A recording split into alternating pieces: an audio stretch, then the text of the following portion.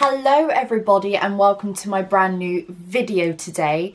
In today's video, I am going to be discussing something that I've been wanting to talk about for like a very long time.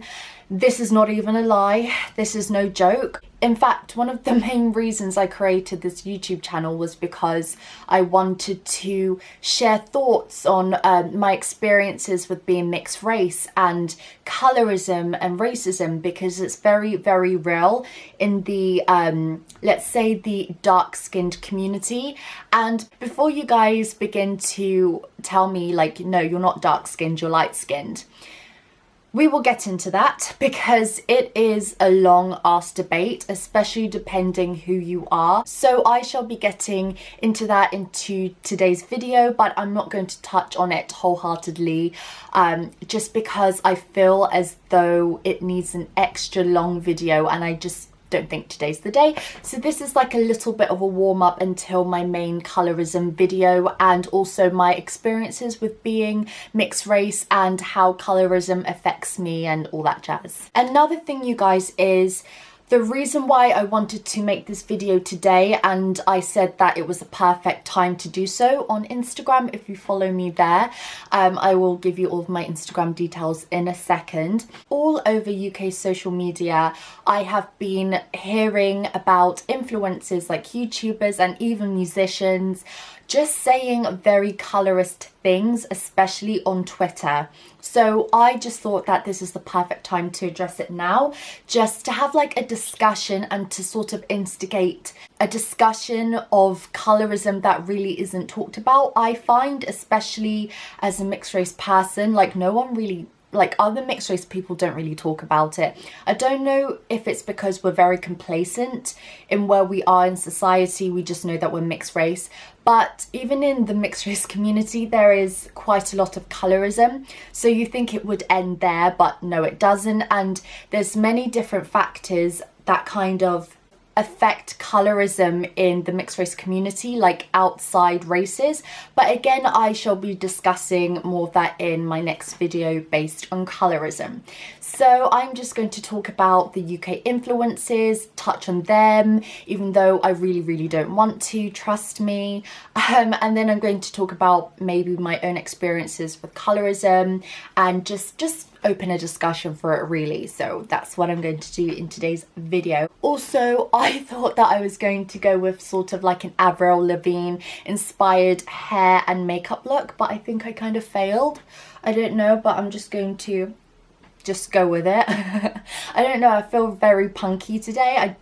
I think it's because I woke up listening to Avril Lavigne and I was like, let me just do a look inspired by like Avril Lavigne. Also, you guys, before we get into the main video, as always, why don't you like, comment and subscribe to my channel, and also follow me on Instagram if you want to follow me and my future endeavors on YouTube. So let's get into the main video. So I'm going to mainly touch on Nella Rose and Only Bells. By the way, I have no idea really who these people are. I've heard of Nella Rose, like she's kind of very influential as a YouTuber in the black community in the UK. I don't think I've really watched any one of her videos. I don't think I'm really interested in doing so. She's maybe a lovely girl, but I don't know, I've just never bothered to do so. And also Only Bells is another UK YouTuber. I will also insert some pictures of these two, and she is, I used to think that she was mixed race, but I believe she's actually from, but she's like Bermudian. I don't think I've actually said that right. I've actually never heard of that country, which is so bad of me. These two have come under fire because they have basically made colorist comments like years ago and everything. I'm not going to read them out. I just think that there's no point in just reading them out. I will only like kind of give you a hint of what they said because I don't really want to focus on these two. In my opinion, they're kind of, okay. You know when you think that it's a message from your friend, but it's actually a message from Domino's?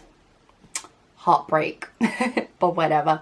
I'm not going to delve into them because I don't think I really care about them.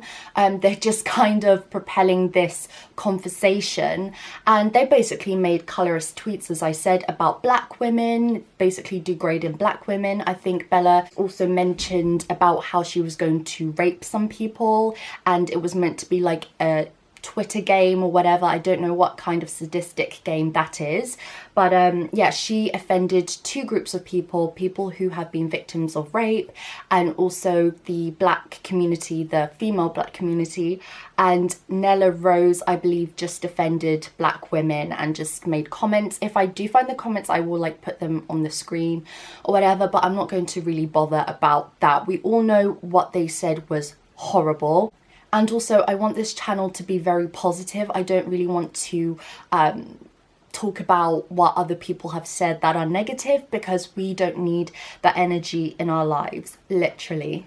I did watch Only Bella. Is it Only Bella or Only Bells? Only Bells. I did watch a bit of her video, and other people have been saying this, you guys, that she basically was acting as though she was unbothered and that she couldn't care less about what she had said and the fact that she had offended people.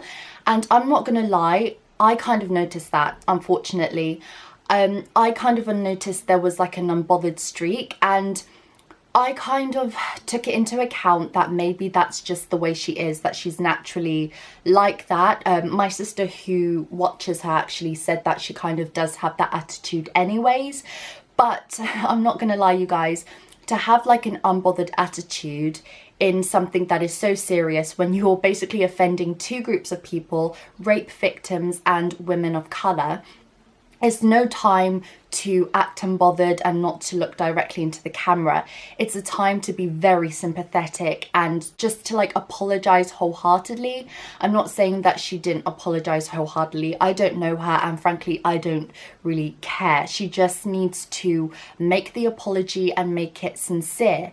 Maybe it was sincere. I really don't know. Again, I just don't really want to focus on this girl. Like, again, we all make mistakes, but to act in a very unbothered sort of laissez-faire manner in this kind of serious situation, it isn't the time. It isn't the smartest of ways to go about things. And of course, people are going to comment on these things and it's going to cause more backlash. I don't know whether she has a management team or even friends and family who could maybe tell her how to deliver her apology to potentially millions of people, because when it's directed at a community such as the black community or any other community like the white community or the Asian community, when you offend a particular group of people, be sure that other people are going to catch on to it, whether they live in Africa, I don't know, whether they live in the Americas, Australasia, wherever they are. Like, someone should have guided her in how to deliver her apology, because it wasn't the best apology I've ever seen. And another thing, you guys, is I know that she touched on that she was a light-skinned girl quite a lot. I even noticed that in her apology, that she kept on mentioning that, you know, I'm a light-skinned girl, but basically saying I'm a light-skinned black person. And then people in the comments were basically saying, no, you are just you're just a black girl and you're not even light-skinned. This is another thing. First of all, I don't think she should have repeated and elaborated of the fact that she was light-skinned. In this case, it's so irrelevant. It's like, why say it when people are already so like bitter towards you because you offended them? That, again, when you're making apologies, you guys, when you're even to face with your friends, there's no time to think about yourself and what you are and what you think you are. It's all about them. Like, that's a very big mistake. And again, that made people feel as though she wasn't being sincere about her apology, because she was just repeating of how she was a light-skinned girl. Like, okay, nobody cares, like, if you're a light-skinned girl. Again, I believe, I will take her word for it. I will give her the benefit of the doubt, certainly, because I don't know what she's thinking. I will accept her apology.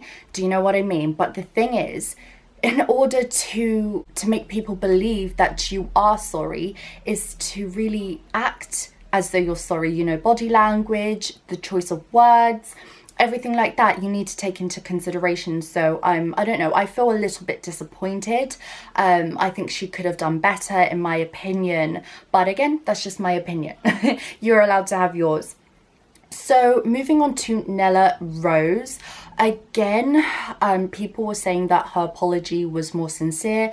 I actually didn't watch her apology. Again, it's just like, I'm kind of wasting my time looking at people's lives and stuff when I should get on with mine, you know what I mean? So whatever. So I'm going to just take their word for it if they said that her apology was more sincere and whatever. But this brings me on to really colorism and where it stems from. So if you didn't know, colorism is basically prejudice. I hate that word, oh my gosh. I can't say it, that's why. It's basically prejudice or like a form of racism within your own ethnic community. So it's basically like a black person being colorist / racist towards another black person because maybe they're darker than them, maybe they have more Afrocentric hair, whatever. Do you know what I mean? The list is endless. And my goodness, I have seen colorism left, right and centre for the whole 21 years of my existence, you guys. It is absolutely draining and appalling. And let me tell you something. Again, on this channel, I want to be positive. Another thing I want to be is truthful and honest with you guys. The people who are condemning these colorists, or whatever you want to call them, they are the same people who make colorist comments. Now, whether you like to hear that or not, that's not my problem. I'm just here to tell you guys the truth, whether you like it or not. I have been around quite a few individuals to know with my own ears what has been said about this next black person. And let me tell you, it isn't a pretty sight, honestly. I've heard other black girls degrade other black girls.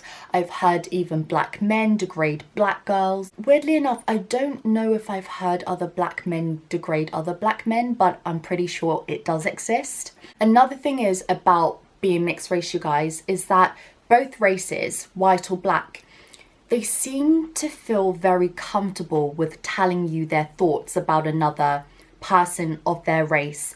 Or if even white people, if they want to discuss something with me about a black person, because they think that I'm kind of no man's land, like I don't owe anyone loyalty, that I'm just in the middle, you know what I mean?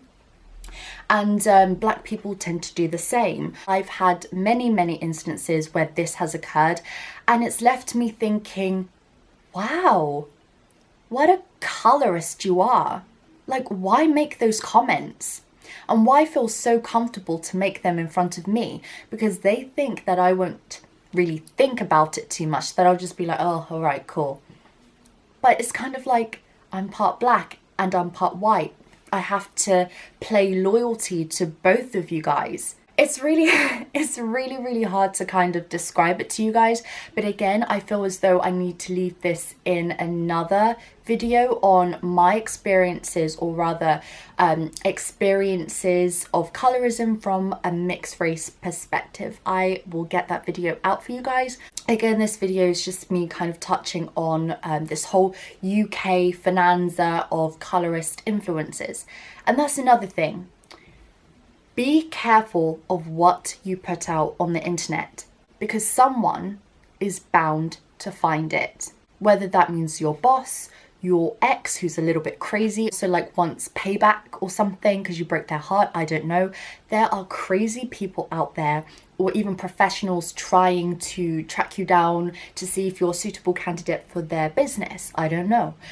Be careful of what you put out on the internet. Because again, there's this certain cancel culture that we have in this day and age that kind of just wants to cancel people. They've done one thing, cancel them. And they've done something quite minor, cancel them. There's kind of like no mercy. And this is another thing. I do feel as though we should forgive these people, because if we don't, you guys, we are not looking at ourselves and looking at what we've done to other people, because I can wholeheartedly guarantee you that we are not perfect, that there are plenty of people who have said similar, if not worse things than these influencers. I can assure you that. I'm not even lying, you guys.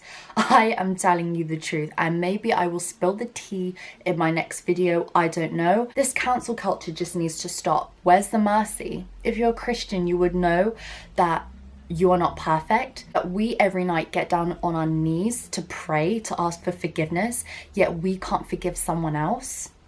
Like, who do we think we are? We're not God. And this is very, very sad, this whole cancel culture.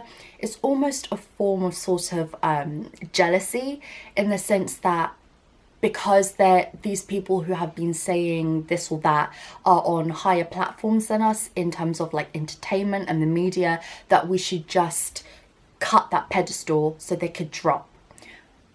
Honestly, you guys, take a look at yourself and kind of think back to what you've said yourself, and then, as Jesus said, cast the first stone. Again, it just stems from mercy, you guys, because this world is just very confused and everything. I feel as though I haven't really delved into the whole colorism aspect. What is colorism? My experiences with colorism, and I really haven't had like a deep discussion, but I really do want to leave that to another video, like I said.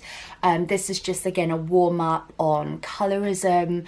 It's a real thing, you guys. It's a shame that we live in a culture, or rather a society, that deems lighter skinned people as the most idolized. But I also find that people who are light skinned, black in other communities, aren't accepted as well. So again, it's like a domino effect. It kind of doesn't really end. So yeah, it's very disheartening. I just all wish that we could all live in peace, love and harmony, and you know, we just really have to work within. And another thing, like, I was talking to my friend about this, I was saying a really, really confident, let's take a guy, because I'm heterosexual, I'm attracted to guys, right? And I was saying, if there was like a really, really strong, confident, self-assured black guy, which there is, that is just so attractive. You know, one who doesn't like put down their race or put down other black females. That one is like, mwah. Like, wow, that's amazing. There's just something about confidence and knowing who you are, whether people don't like it or whether your own race doesn't like you. There's something about confidence that just radiates from a person. And yeah, so so I will leave this video on that note. Is confidence in who you are is attractive, literally. You'll have people falling at your feet if you're extremely confident. There's just something so attractive about it, like I said, and captivating. But then, as I always say, you need to do the work from within. So yeah, I am going to leave this video now. Again, I'm just so sad that I didn't really touch on colorism in its essence, but I will do that in another video. And before you guys go, as always, don't forget to like, comment and subscribe to my channel, and also follow me on Instagram at CJ Posh and all of that jazz. And I will catch you in my next video, and I think I'm going to be putting out a vlog or something. So look out for that on Sunday, and I will see you guys later. Mwah. Bye.